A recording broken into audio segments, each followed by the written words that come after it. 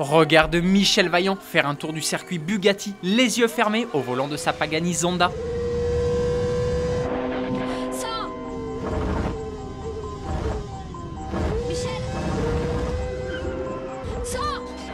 Allez, c'est parti pour ton Automoto Express. L'événement du jour, c'est le grand retour du mondial de l'auto de Paris. Il n'avait pas ouvert ses portes depuis 2018. Il est considéré comme le pionnier des salons automobiles avec une première édition qui a eu lieu en 1898. Le Renault Forever Trophy.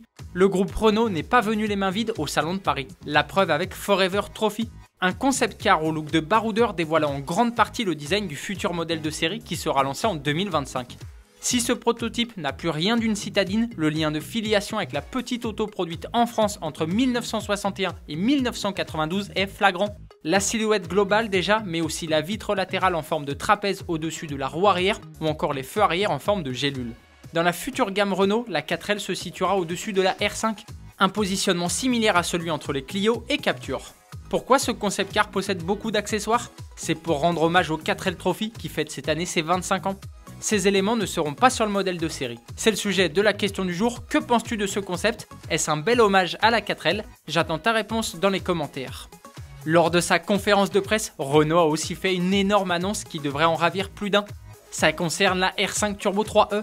Je laisse la parole à Luca De Meo, le directeur général de Renault. Pour terminer, je voudrais vous confier un petit secret et un rêve. En fait, on a presque trouvé la solution technique pour la faire, n'est-ce pas Gilles?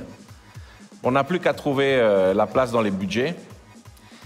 Mais si les affaires vont mieux que prévu, peut-être on pourrait se permettre de la développer. Ce serait parfait pour en faire le haut de gamme de Renault.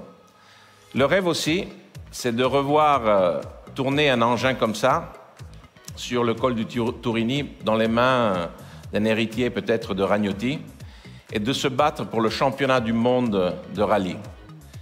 Donc il faudrait que la FIA revoie le règlement pour autoriser l'électrique pur.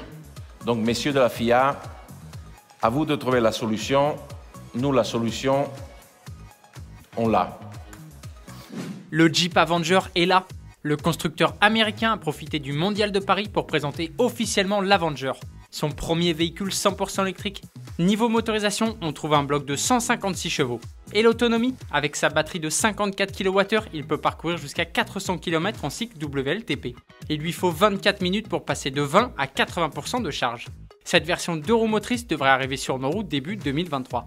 Mais petite surprise du chef, un concept 4XE avec 4 roues motrices et de meilleures capacités off-road était aussi de la partie. Il rejoindra la gamme un peu plus tard. Les annonces d'Emmanuel Macron, le président de la République, a annoncé l'augmentation du bonus écologique pour les ménages les plus modestes.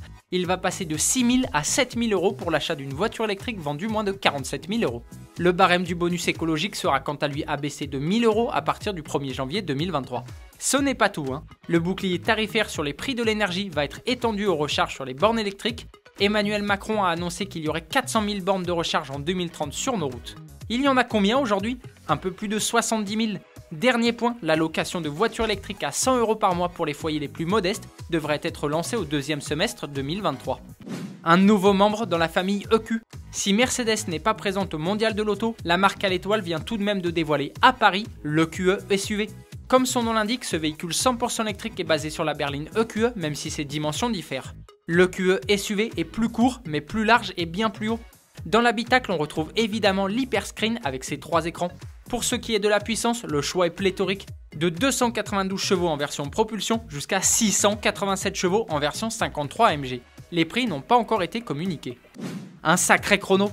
Quelques semaines seulement après avoir dévoilé la 911 GT3 RS, Porsche a décidé d'emmener sa sportive sur le Nürburgring. Et elle a brillé. L'allemande de 525 chevaux a bouclé les 20 km 800 du circuit en 6 minutes, 49 secondes et 328 millièmes. C'est le nouveau record pour une voiture à moteur atmosphérique. Selon Jörg Bergmeister, le pilote, le chrono de la GT3 RS aurait pu être encore meilleur s'il n'y avait pas eu autant de rafales de vent. Sur le petit tracé qui fait quand même 20 km 600, la 911 GT3 RS a tourné en 6,44 848.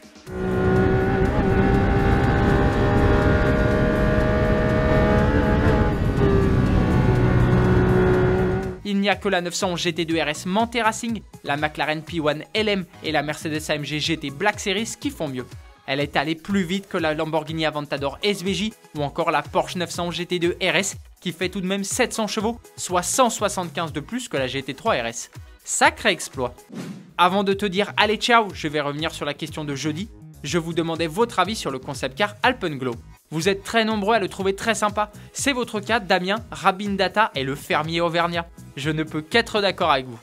Automoto Express, c'est terminé pour aujourd'hui. J'espère que tu as apprécié ce numéro. On se retrouve demain. Bonne soirée. Allez, ciao!